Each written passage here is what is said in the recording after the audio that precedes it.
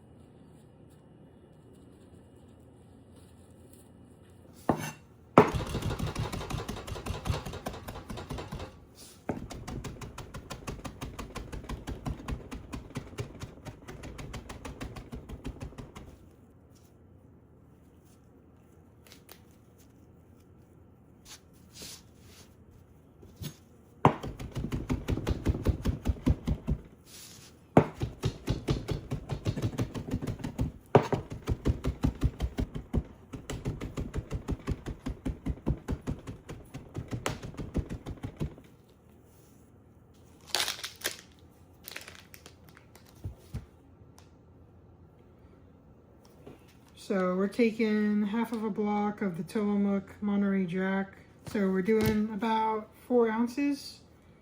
We're gonna save this. If we need it later, then we'll go ahead and grate it later.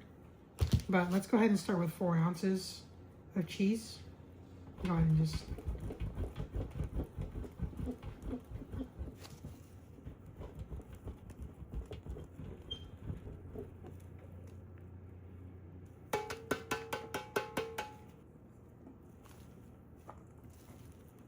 And we're also going to do goat cheese. Usually I like to leave this somewhere warm so it heats up a little bit and melts a little bit before I put in the polenta. This has been sitting at room temperature for a little bit while I was gathering my mise. Now let's go ahead and use maybe half of this goat cheese log. I think that's more than enough. But this is 16 ounces. So let's use up to maybe 4 to 8 ounces, just depending on how much you like goat cheese. For one cup of polenta, I think maybe a quarter to half a log of goat cheese would be fine. But like I said, you can always omit it if you don't want goat cheese, but for our recipe, we use goat cheese. So I'm gonna go ahead, and we really like goat cheese. If you don't like goat cheese, you can use Parmesan, mozzarella. It's really up to you. Cooking is fluid, so you don't have to go by anybody's rules for that. Now that our prep's done, let's get our water boiling. We're gonna add about 4 cups of water. We're also gonna add a little bit of salt, maybe about a teaspoon or so. Don't salt too much, because we are gonna be adding cheese later. We could always salt more to taste later on. 1 cup of polenta.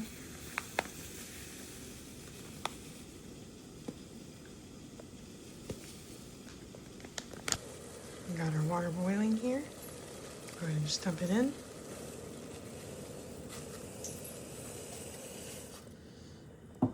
Right. And you're going to want to stir this. You're going to want to stir it for about 5 minutes, then we can turn it down a little bit.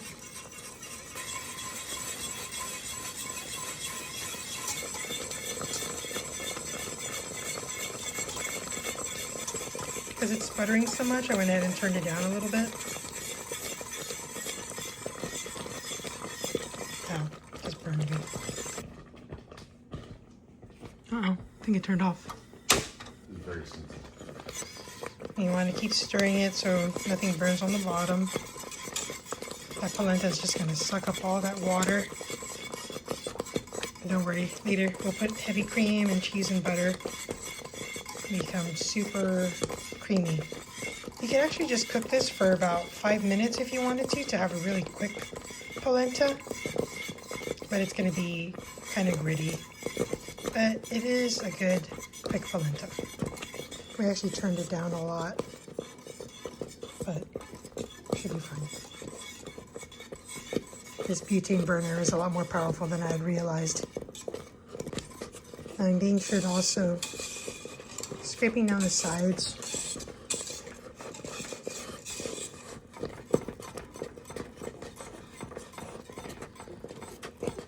So the reason why we want it so thick is so we can add in our butter and our heavy cream and our cheese, and it'll come out to the right consistency. So we're just going to keep stirring this till it's nice and creamy and not super gritty anymore. It should take roughly 30 minutes or so. So you can just keep stirring it and taste it along the way.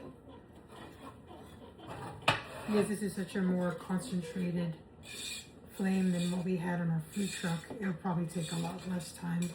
Also, the batches we were doing were huge. I think I was doing like a quart. I was doing a quart of polenta with 4 quarts of water for each batch. So if not double that. And so we're making big batches for the food truck.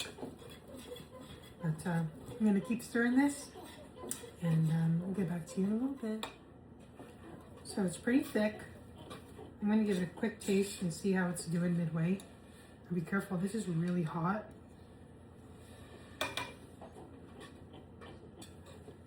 All right, it wasn't quite done yet, so we're gonna keep stirring. All right, it's getting nice and thick. We're probably gonna be putting in the butter and stuff, the heavy cream and everything soon. All right, let's give it another tasting.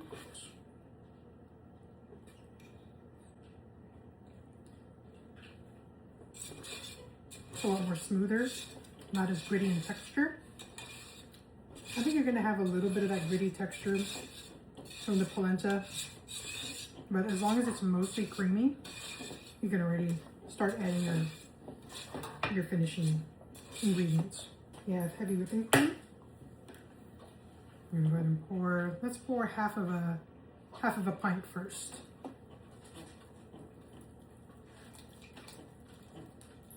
And let's add in about 4 tablespoons of butter just to see where we start. For this part, don't be afraid of using a lot of heavy cream and a lot of butter. It's just going to make it taste better.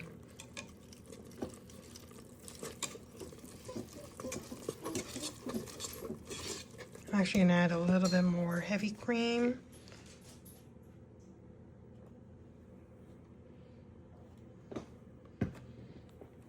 Now, a lot of this is by feel. And also keep in mind again that we will be adding a bunch of cheese in here. Don't forget to scrape the sides down.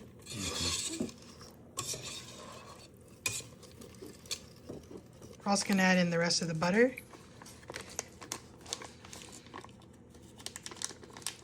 Butter.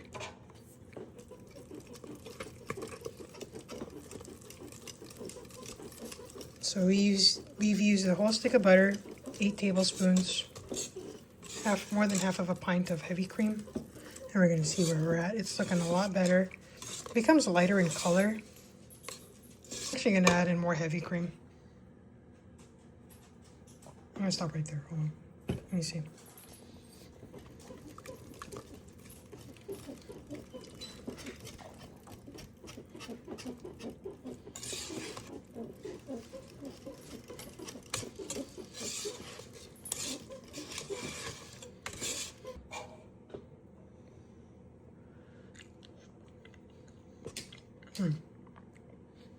Oh, that was great buttery flavor. All right, we're gonna add in our cheese, our goat cheese, and our Monterey Jack. Let's throw that all in there.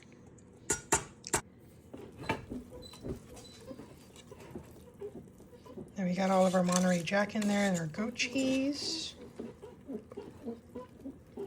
We're gonna head and throw in all of our herbs too. I am gonna be saving some of these herbs for an aioli.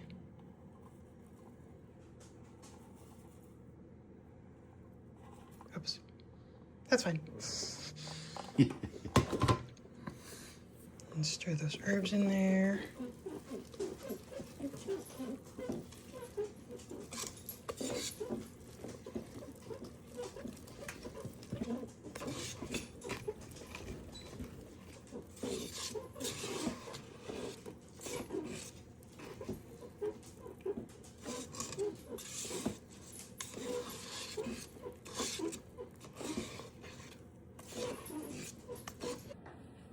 All right, so we got everything in there. Now we're gonna go ahead and just salt to taste. I already had maybe a couple of teaspoons in there when we were first boiling the water, but now we can go ahead and finish it off. Just do a little bit at a time. So make sure you don't over salt it. Taste as you go. I already turned off the heat, so we prevent burning the bottom. All right, let's give it a taste.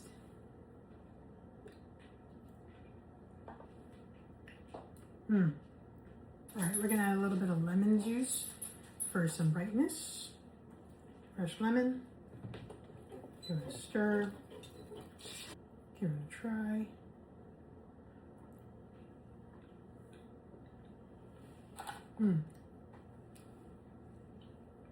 It is so delicious and creamy. There's all kinds of good herbs in there. Makes for a wonderful combination. Okay, one more time.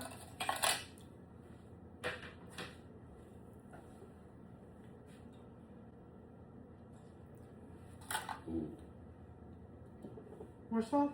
Is it good? It's good. It's good. We're gonna call it? Yeah. All right, we're gonna call it. I'm gonna squeeze a little bit more of this lemon in here. So that will not hurt it.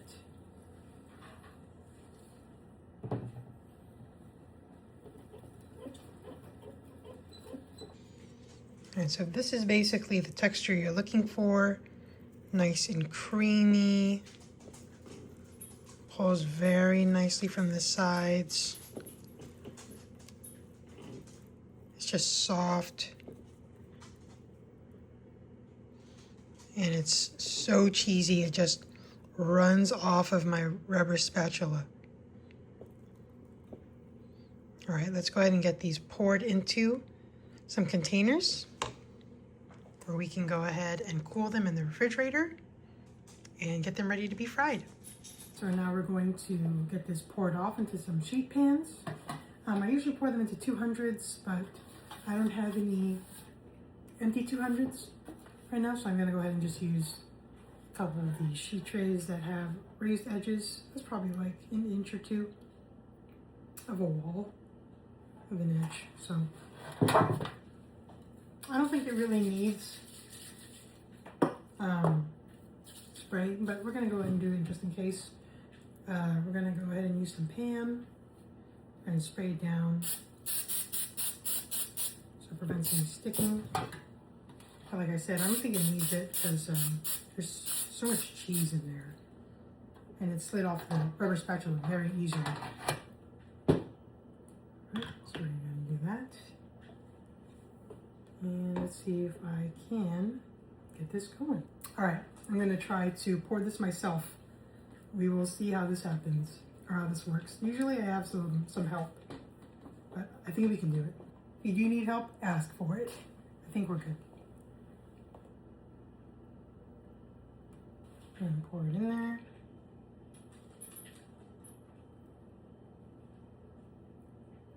Actually, we might be able to just fit it in one pan. Just like to smooth it out as we go. I think we're just so used to doing this in such big batches.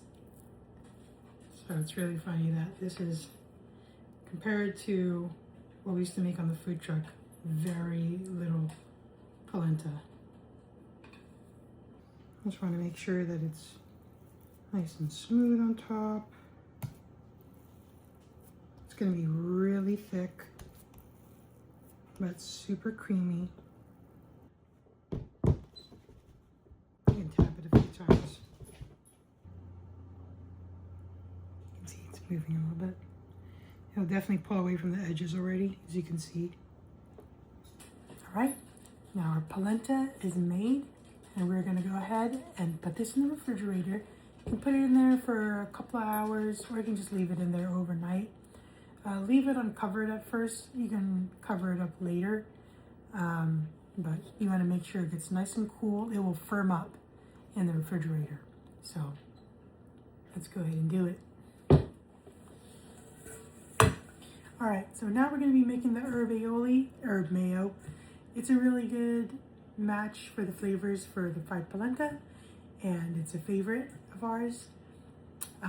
It's also kind of a pain in the butt to do, but we already cut up our herbs. We have our leftovers from the polenta, so we're going to go ahead and make the herb aioli.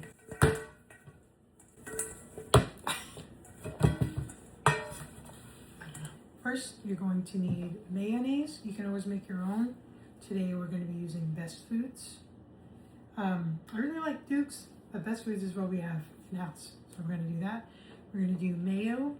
We're going to do a little bit of freshly ground black pepper, fresh herbs that we already have from our leftover from our polenta. And in there we have the oregano, the thyme, parsley, and chives. A little bit of salt, a little bit of shallot, and a little bit of minced garlic. We're going to go ahead and just use this minced garlic, and we're also going to add in a little bit of lemon.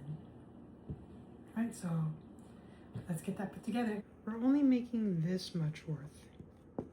Just a small container. So we're going to use that appropriate amount. Probably say 1/4 cup to 1/2 cup should do it.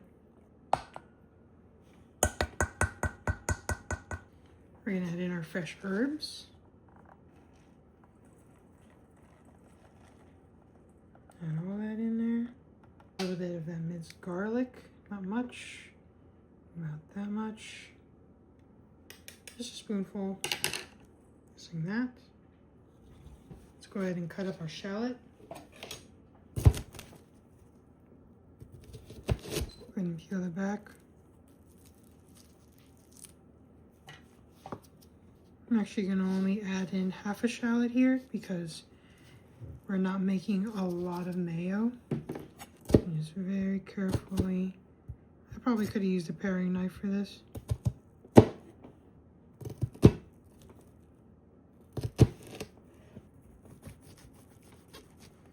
We're just making some cuts down the shallot, through the shallot, and we're gonna kind of finely cut our shallots. You can always cut it down a little bit more if you wanted to. I think we will. But don't let your French chef see you doing that. They're gonna get super angry. But for the sake of having a very small amount of mayo, I don't want really big bites of shallot in every bite. So we're just taking it down just a little bit. All right, should be good. Get our bowl back. In goes the shallots. Just like that. We're going to add in some fresh lemon juice. Like so.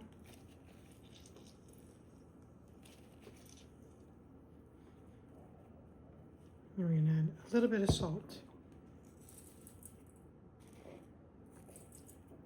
Fresh ground black pepper. Just a little bit in the mix.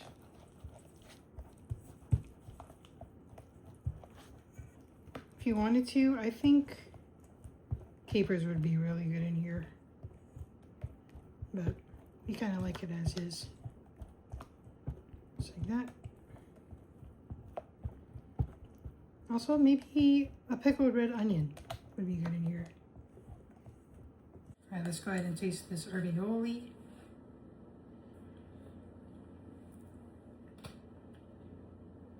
Wow. It's all right. Yeah. Yeah. There's no more lemon juice or anything? It's good? No, no more lemon juice. Yeah, and tomorrow, letting it mellow overnight, it'll really, really be amazing. Awesome. You heard it there. It's a great it's a great mix of herbs and garlic and shallots, lemon juice. Yeah, it's gonna be really nice with the fried polenta as a little sauce topping. All right, for the sake of not making a mess, we are going to put the aioli in a bag and then transfer it over to a bottle. It's good to put a bag in some sort of container, like so, so you can cleanly, hopefully cleanly, transfer whatever food you have into the baggie. And we'll go ahead and transfer it out to our bottle. And if you made your own mayo, it would just be so much more better. But we're gonna go ahead and just use Best Foods for now. Oopsies, see? Already made a mess. All right, and that's why we fold over the edges. Okay, do that. Take your knife.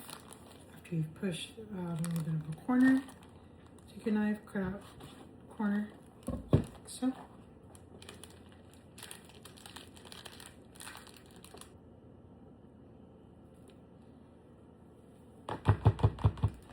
Any edges or any mess that you might have made, like what I did. A bottle of aioli. We have our aioli done. Our polenta is cooling and firming up in the refrigerator. All we gotta do is wait a couple hours, or you can wait overnight, and then we'll cut it into cubes or whatever shape you really want to, and we'll deep fry them. All right, see you in a little bit. All right, guys, so the polenta is finally done. It's firmed up in the fridge. Let's go ahead and get this cut up into squares, and we're gonna deep fry it at 375. Oh, sorry. So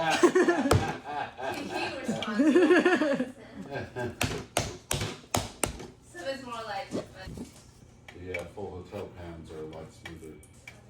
This is cheap steel rather than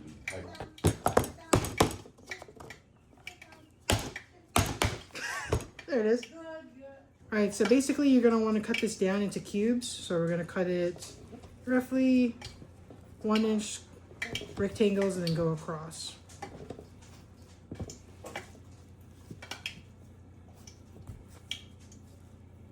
And stack them up like this. Turn it around this way and cut them into cubes. Now you can cut it into any shape you want. A lot of people do rectangles.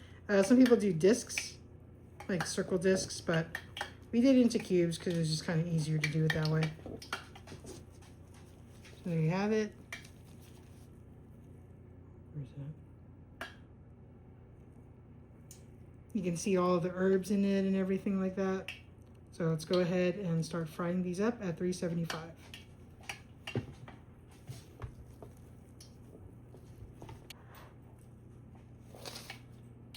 All right, we're gonna go ahead and deep fry this. It says that it's ready. We're gonna deep fry it at 375.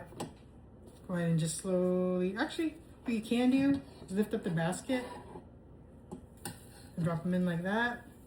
Just do a few at a time so it has a lot of room for you to shake it around in there so nothing sticks together. Okay, let's drop it in. Is that like just one layer? It's just one layer. It is one layer of Polentots. I can put some small ones in there too. Oop. One layer.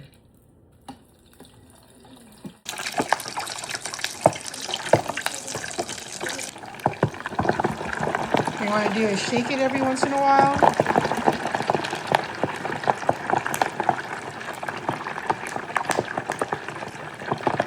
Make sure things don't stick.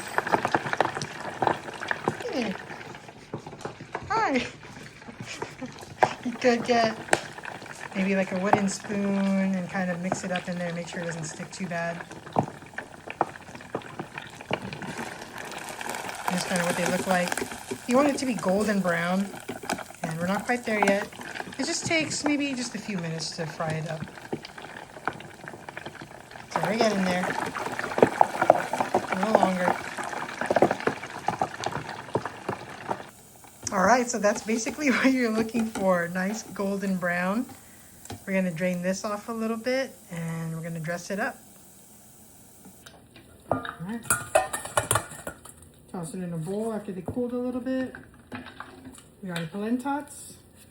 Put them in whatever container you got. Like so. And then we're gonna grate fresh Monterey Jack cheese on top with our micro grater. You don't have to do this. This is all extra stuff. But it's just really nice with all the extra cheese on there. You're gonna top it with your aioli. Got a good shake. And top it like that. All right, if the sauce doesn't come out easily, just cut more off the top of your bottle. So there you go, there you have it. You can put a little bit more grated cheese on there if you want.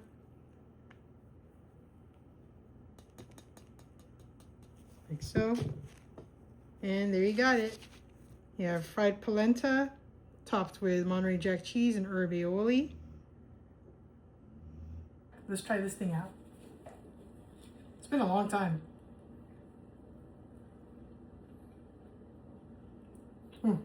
It's still hot. Wow. This is super cheesy. Lots of fine herbs. Has a nice crunch to it on the outside while being really soft and pillowy on the inside. It's very creamy on the inside. If you want to try this out, check it out. Check out the recipe. Try to do it yourself at home. Anyone can do this at home. Ooh, but yeah, super cheesy.